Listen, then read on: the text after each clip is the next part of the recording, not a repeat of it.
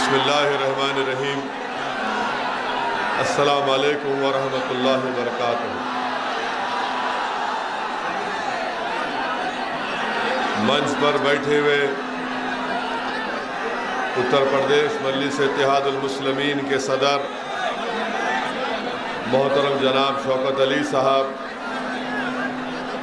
मजलिस इत्तेहादुल मुस्लिमीन के प्रत्याशी वो मौजूदा विधायक मेरे भाई जनाब शालम साहब उर्फ गुड्डू जमाली साहब और मंच पर बैठे हुए तमाम सियासी नेता, मेरे जमात के रुफ़क़ा, मोअज़्ज़िज़ हाज़रीन इकराम, मेरे गयूर नौजवान साथियों, आप तमाम का बेहद शुक्रिया कि आपने अपना कीमती वक्त निकाल कर आज के इस मीटिंग में शिरकत की और यकीनन इतनी बड़ी तादाद में, ये जो हज़ारों की तादाद में इंसानी सरों का समंदर नज़र आ रहा है, वो इस बात का पैगाम देता है कि इंशाअल्लाह ताला 7 मार्च के दिन आप तमाम लोग एक होकर मुत्तहिदा तौर पर एक शीशा पिलाई हुई दीवार की तरह आप जालिमों को शिकस्त देंगे, फ़िरक़ा परस्तों को शिकस्त देंगे और इंशाअल्लाह यहाँ से आप गुड्डू जमाली साहब को दोबारा मुबारकपुर से अपना विधायक बनाएंगे। मेरे अजीज़ दोस्तों और बुज़ुर्गों, हमारे क़मर कमाल साहब आज़मगढ़ सदर के मजलिस के प्रत्याशी हैं, अब्दुल्ला साहब गोपालपुर से मजलिस के प्रत्याशी हैं, अब्दुर्रहमान निज़ामाबाद से मजलिस के प्रत्याशी हैं, जावेद आलम दीदारगंज से हैं, पंकज मौर्य सकड़ी से हैं और महेंद्र प्रताप सोंकर साहब जो जन अधिकार पार्टी बाबू सिंह कुशवाहा साहब की है, वो मोहम्मदाबाद से प्रत्याशी है, उनका निशान गैस का सिलेंडर है। हमारे ज़िला सदर नदीम साहब, विधानसभा सदर शालम साहब, यूथ सेक्रेटरी अयाज अहमद साहब। मेरे अजीज़ दोस्तों और बुज़ुर्गों, मैं सबसे पहले मोहतरम जनाब शालम साहब का और गुड्डू जमाली साहब का दिल की गहराइयों से शुक्रिया अदा करता हूँ कि उन्होंने मजलिस इत्तेहादुल मुस्लिमीन के उम्मीदवार बनने के लिए राज़ी हुए और उन्होंने मुबारकपुर की सरजमीन पर मजलिस इत्तेहादुल मुस्लिमीन के परचम को बुलंद किया। मैं उनको मुबारकबाद देता हूँ और उनका शुक्रिया भी अदा करता हूँ।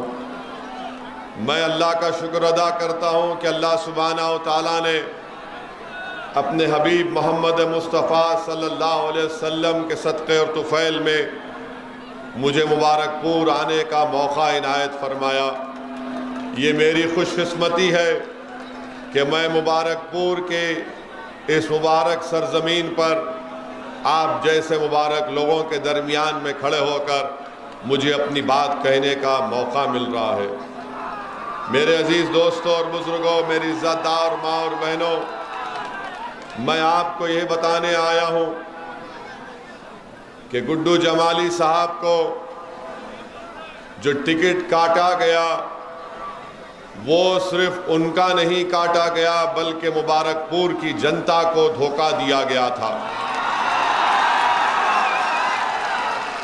अब ये मुबारकपुर की आवाम और जनता को इस नाइंसाफ़ी के ख़िलाफ़,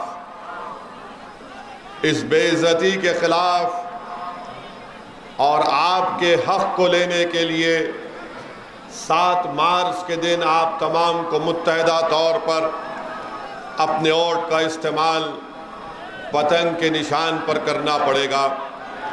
मेरे अजीज़ दोस्तों और बुज़ुर्गों, आप जानते हैं कि भारत हमारा वतन अजीज़ है, और उत्तर प्रदेश की सियासत है, इसकी एक तल्ख हकीकत यह है कि जब तक आपके पास आपका नेता नहीं होगा, आपकी आवाज़ को नहीं सुना जाएगा। अगर आज आप मुबारकपुर से और आजमगढ़ से उत्तर प्रदेश में जो आखिरी मरहले के चुनाव होने जा रहे, यहाँ पर आप मजलिस के उम्मीदवारों को कामयाब करेंगे तो ये कामयाबी आपकी होगी, क्योंकि आपकी सफ़ों से एक नेता निकलेगा।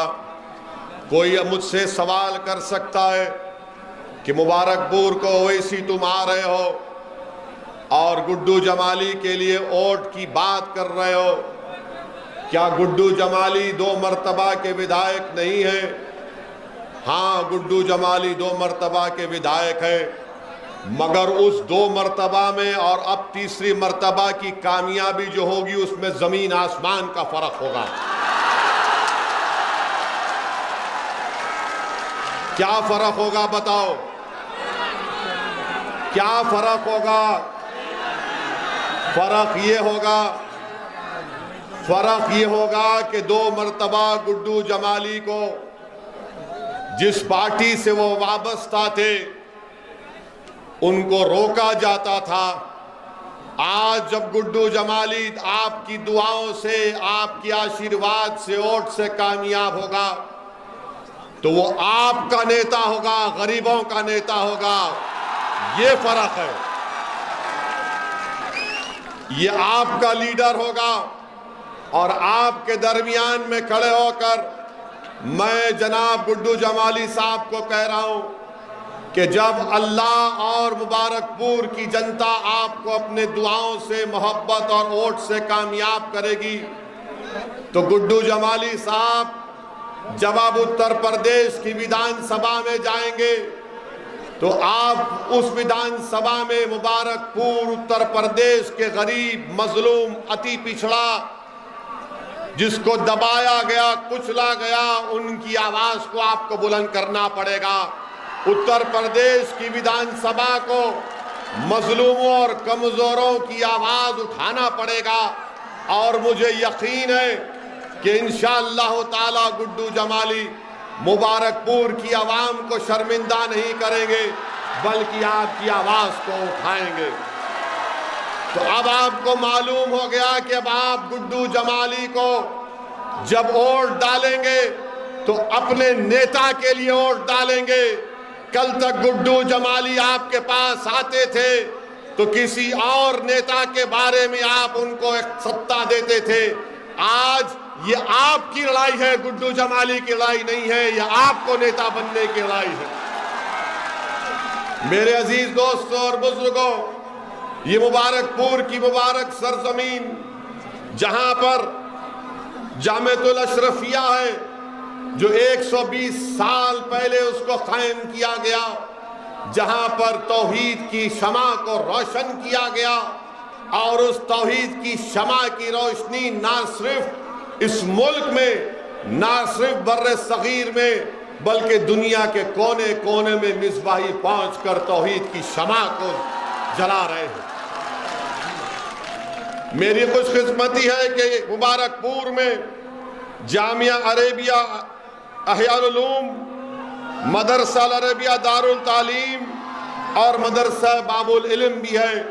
मैं इन तमाम मुदर्रिस को सलाम करता हूँ, इनके तमाम जिम्मेदारों को सलाम करता हूँ। इनके बुजुर्गों को अगर मौका मिलेगा तो मैं बजाते खुद जाकर उनके हाथ को चूमूंगा और उनके हाथ को लेकर अपने सर पर रखूंगा। और अगर वो इजाजत दे तो मैं इन उलमाओं की जूतियों को अपने सर पर उठाकर रखूंगा कि वो जो खिदमत अंजाम दे रहे हो उसको बयान करना भी अल्फाज का नाकाफी हो जाएंगे। मैं सिर्फ दुआ करता हूं कि अल्लाह हमारे उलमाओं को, हमारे मुहद्दिसीन को, मुफ्तियों को अल्लाह सलामत रखे, अल्लाह उनके इल्म से और फैज़ जारी कराए। मेरे अजीज दोस्तों और बुजुर्गों, जो अहम बात आपके सामने मैं करना चाह रहा था कि इत्तेहाद मुत्तहिद रहिए। अगर गुड्डू जमाली को या मजलिस के प्रत्याशियों को कामयाब करना है तो आप तमाम को मुत्तहिद होना पड़ेगा, इत्तेहाद को मजबूत करना पड़ेगा। और याद रखिए हमारी इस बात को कि इत्तेहाद जिंदगी है, इत्तेहाद जिंदगी है और इंतशार मौत है। तो इत्तेहाद जिंदगी देता है और इंतशार मौत देता है। मैं आपको ये बताने भी आया हूं कि असदुद्दीन ओवैसी सरजमीन दखन से जरूर आ रहा है, मगर मैं कोई आला परिवार या आला खानदान या कोई नवाब खानदान से निकल कर नहीं आया हूं। मेरे बुजुर्ग वकालत करते थे, आम आदमी थे, मेहनत और जुस्तजू की, कुर्बानियां दी, जेल की सोबतें बर्दाश्त की, जालिम हुकूमतों के जुल्म को बर्दाश्त किया, मुकाबला किया। हमने पुलिस के जुल्म का शिकार हुए। आज असदुद्दीन ओवैसी जो तुम्हारे दरमियान में मुबारकपुर में खड़े होकर मैं अपनी बात को रख रहा हूं, मेरा सियासी सफर आसान नहीं था, मुझे भी जेल जाना पड़ा। मैं कोई रईस जादे का बेटा नहीं हूं, मैं एक गयूर मुसलमान का बेटा हूं। जिसने मुझे ये सिखाया कि हालात का समझौता नहीं करना, जिसने मुझे सिखाया कि सच्चाई को बयान करना, चाहे वो नमरूद का दरबार हो, चाहे फिरौन का दरबार हो, चाहे वक्त का हुक्मरान यजीद हो, मगर बात अपनी सच्चाई से करना। ये आज जो तुम्हारे सामने दीवाना खड़े होकर बोल रहा है, एक नहीं 4-5 मर्तबा मुझे जेल को जाने का मौका मिला और हम 5 मर्तबा हजरत पुलिस के दामाद बनकर जेल में थे। और हजरत पुलिस ने हमको 22 सितंबर 1999 को पुलिस ने हमारी विधानसभा में हमको मारा, पीटा, रोड पर गिरा कर हमको मारा। हमारे सर पर 18 टाके लगे, हमारी पीठ और पैर खून से लहूलुहान हो गई। आज हमारा सफर आसान नहीं था। याद रखो मेरे अजीज दोस्तों और बुजुर्गों, जो सच्चाई के रास्ते पर निकलता है, जो अल्लाह रब्बुल इज्जत को खुश करने के लिए निकलता है, उसके रास्ते में तमाम बातिल ताकतें अपने कांटे बिछाते हैं। मगर जिसका अज़म और हौसला और नीयत में इखलास होगा, परवरदिगार उनको कामयाब और कामरान करता है। मेरे अजीज दोस्तों और बुजुर्गों, चंद बुज़दिलों ने यह समझा कि ओवैसी की गाड़ी पर गोलियां चलाकर उसकी आवाज को बंद कर देंगे।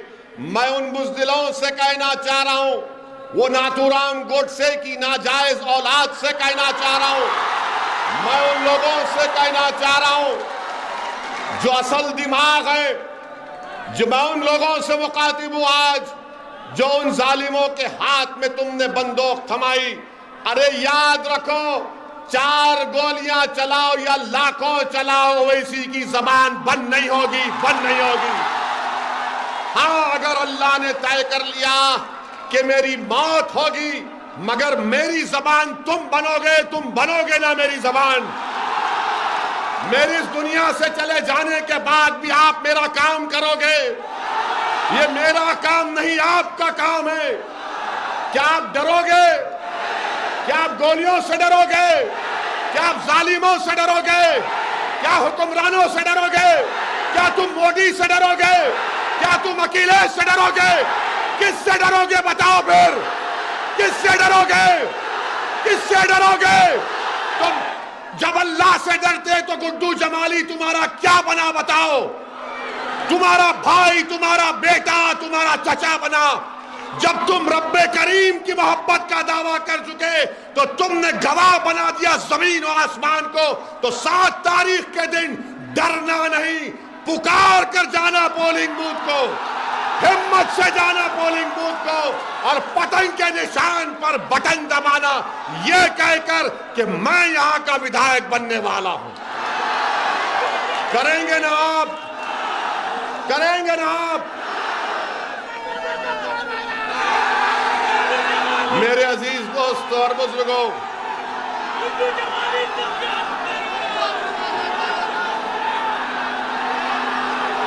लगाओ नारा, दबा के लगाओ,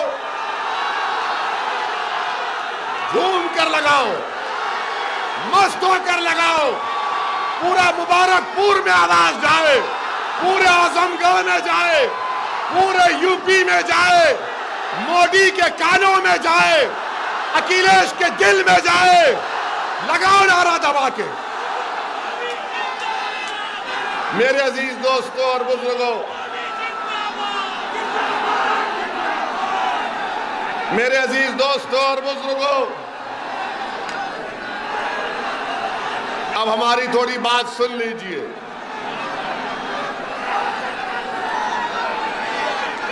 मेरे अजीज दोस्तों और बुजुर्गों, हम आपको बता रहे थे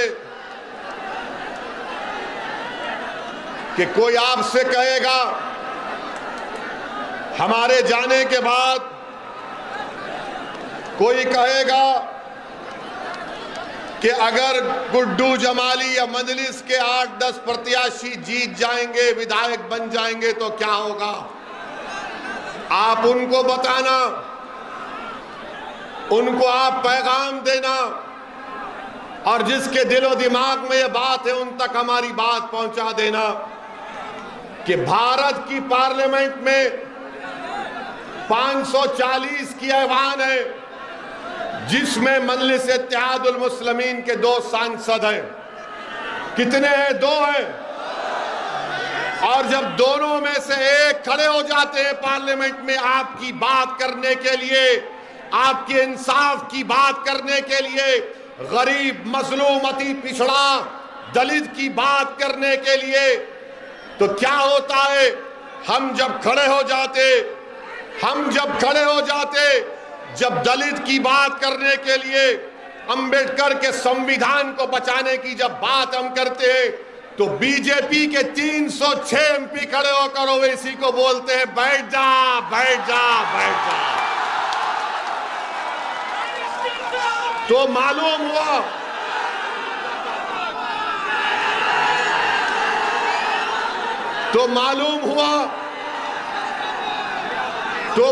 हुआ कि ओवैसी, असदुद्दीन ओवैसी सिर्फ अल्पसंख्यक समाज मुसलमान की बात नहीं करता। असदुद्दीन ओवैसी सिर्फ दलितों की या अति पिछड़ा आदिवासियों की बात नहीं करता। असदुद्दीन ओवैसी जो कमजोर है उसको ताकतवर बनाने की बात करता था और करता रहेगा। हमने कभी भी मजहब के नाम पर भेदभाव नहीं किया। मेरी कोई एक ऐसी तकरीर दिखा दो जहां पर मैंने किसी समाज या किसी मजहब के बारे में कहा मेरी लड़ाई संविधान बचाने की है। अगर जुल्म हमारे हिंदू भाई पर होगा तो मैं मुबारकपुर के हिंदू भाइयों से कहना चाह रहा हूं कि जिस तरह जो वैसी यहां खड़े होकर कह रहा है तुम पुकारो, मैं दौड़ता हुआ तुम्हारे साथ खड़ा हो जाऊंगा तुम्हारी लड़ाई लड़ने के लिए।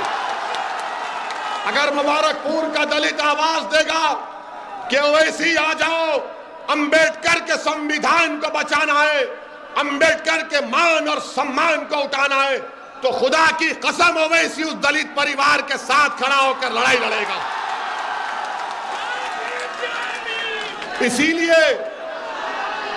इसीलिए जब 2019 में हैदराबाद की आवाम ने हमको चौथी मर्तबा रुकने पार्लियामान एमपी बनाया, तो हम जब हल्फ लेने के लिए गए तो बीजेपी के 300 एमपी नारा लगाना शुरू कर दी। हमको देखकर हमने भारत के संविधान पर, अल्लाह के नाम पर हल्फ लिया।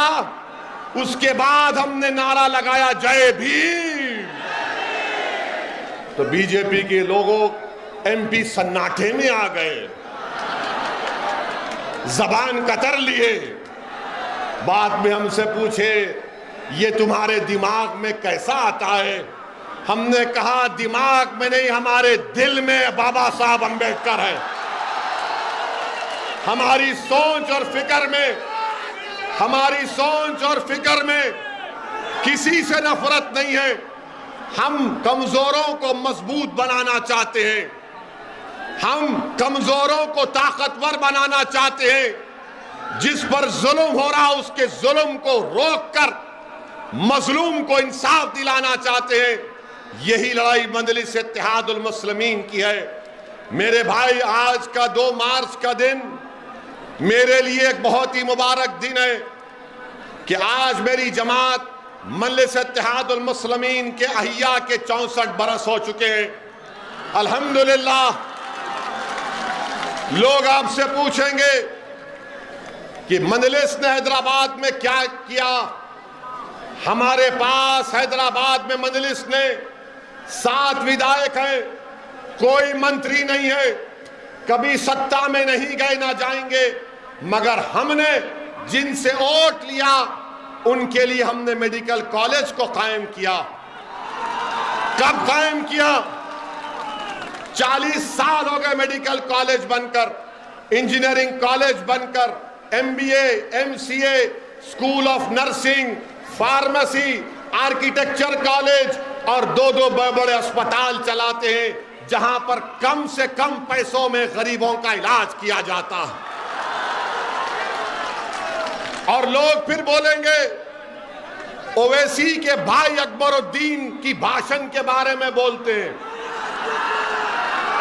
तो आपको बता रहा हूं कि अकबरुद्दीन ओवैसी ने अपनी विधानसभा में अकबरुद्दीन ओवैसी ने वहां पर एक सिम्हावानी महाकाली टेम्पल है और एक जंगममेट में राघवेंद्र मंडपम है। अकबरुद्दीन ओवैसी ने हमारे प्रदेश के मुख्यमंत्री से मिलकर इस मंदिर के हमारे हिंदू भाइयों से, सरकार से उन्होंने 4 मल्टीपर्पस फंक्शन हॉल सरकार से मंजूर करवाए। इन 2 मंदिरों के लिए 20 करोड़ सरकार ने मंजूर किए।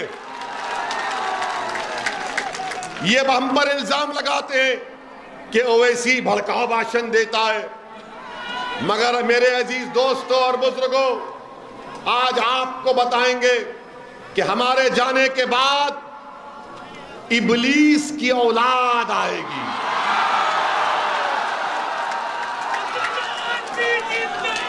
अबू जहल अबू लहब की नाजायज औलाद आएगी। यजीद के मुर्दार दिल रखने वाले भी आएंगे और आकर बोलेंगे बीजेपी है, भाजपा है, उसको क्या करेंगे। तो आप क्या जवाब देंगे उन लोगों को जब वो लोग भाजपा कहेंगे? तो आप बोलेंगे भाजपा को अगर मुबारकपुर से कोई हरा सकता है तो उसका नाम क्या है बताओ। जो भाजपा को यहां से हरा सकता है उसका नाम क्या है बताओ। आवाज में और ताकत आनी चाहिए, वहां से भी आनी चाहिए, वहां से भी आनी चाहिए। उसका नाम क्या है बताओ। जो योगी और मोदी को रोक सकेगा उसका नाम बताओ। आप अखिलेश, बड़े और छोटे अखिलेश, देख लो जनता ने कह दिया कि 7 मार्च के दिन किसको वोट देंगे, किसको वोट देंगे, किसको वोट देंगे। मेरे अजीज दोस्तों और बुजुर्गों, अब सपा के लोग बोलेंगे ओवैसी तो जज्बाती भाषण देता है, आप भी दो ना अखिलेश, क्यों नहीं देते? कौन रोक रहा है आपको? और जो लोग आपको बोलेंगे जज्बात, नौजवानों को जज्बाती करता है ओवैसी, अरे याद रखो मैं उन नौजवानों के बुजुर्गों को सलाम करता हूं, उनकी मां और बहनों को सलाम करता हूं कि तुमको जज्बाती बनाया। अगर कोई दलित पर जुल्म हो रहा, किसी गैर मुस्लिम पर जुल्म हो रहा और तुम्हारे दिल में जज्बात ना आए तो वो मुर्दा है, इंसान नहीं है। याद रखो हमारी बात।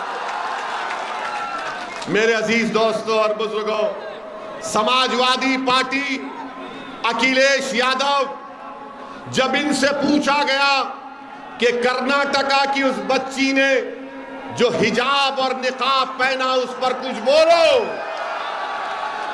तो क्या अखिलेश बोले? अखिलेश कुछ बोले? जब अखिलेश से पूछा गया मुस्लिम वोट के बारे में बोलो, तो क्या अखिलेश बोले?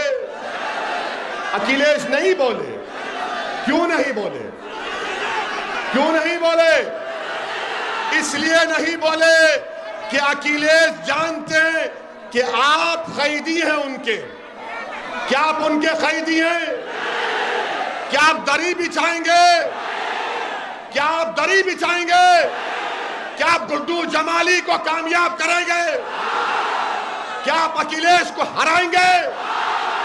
ये बात है, ये बात हुई है।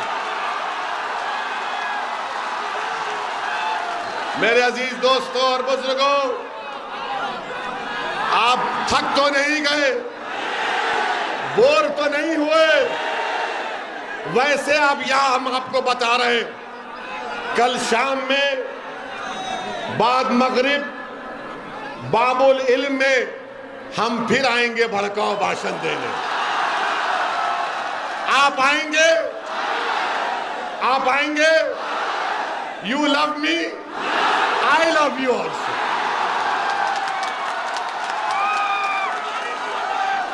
इसको बोलते दो तरफा मोहब्बत, इसको बोलते दो तरफा मोहब्बत। अखिलेश को खाली एक तरफा मोहब्बत मत करो, अपना भाई है उसका साथ दो, गुड्डू जमाली को कामयाब करो। ये लड़ाई हमारी है, ये लड़ाई में आपको गुड्डू जमाली को कामयाब करना है। समाजवादी आपकी आवाज ना कभी थी ना है। और सुन लो, और सुन लो सपा वालों, सुन लो सपा वालों, ओवैसी जब तक जिंदा रहेगा तुम्हारी नींदों को हराम करके रख दूंगा इंशाअल्लाह। अब तुम मोदी योगी को डराकर हमारा वोट नहीं हासिल कर सकते। अब हम नेता बनाएंगे, बनाएंगे ना नेता, हम नेता बनाएंगे, मुबारकपुर को बेहतरीन बनाएंगे। और अगर कोई इब्लीस आकर बोलता है, भाजपा का नाम लेता है, डराता है, तो क्या आप डरेंगे? और जब थोड़ा डर होगा तो उस कर्नाटका की बच्ची ने क्या नारा लगाया था जब बलवाइयों ने घेर लिया था उसको? क्या नारा लगाया था उस बच्ची ने? क्या नारा लगाया था उस बच्ची ने? क्या नारा लगाया था उस बच्ची ने? तो सुन लो भाजपाइयों, हम जब तक जिंदा रहेंगे दाढ़ी और टोपी पहनेंगे। हमारी बेटियां अगर चाहेंगी तो हिजाब और निकाब करेंगी। तो लगाओ जोरदार नारा, गुड्डू जमाली, गुड्डू जमाली। 7 तारीख को पतंग के निशान पर बटन दबाएंगे, 7 तारीख को पतंग के निशान पर बटन दबाएंगे, 7 तारीख को पतंग के निशान पर बटन दबाएंगे। अपने नेता को बनाएंगे, अपने नेता को बनाएंगे, अपनी आवाज को उत्तर प्रदेश में पहुंचाएंगे। अस्सलाम वालेकुम व रहमतुल्लाहि व बरकातुहू।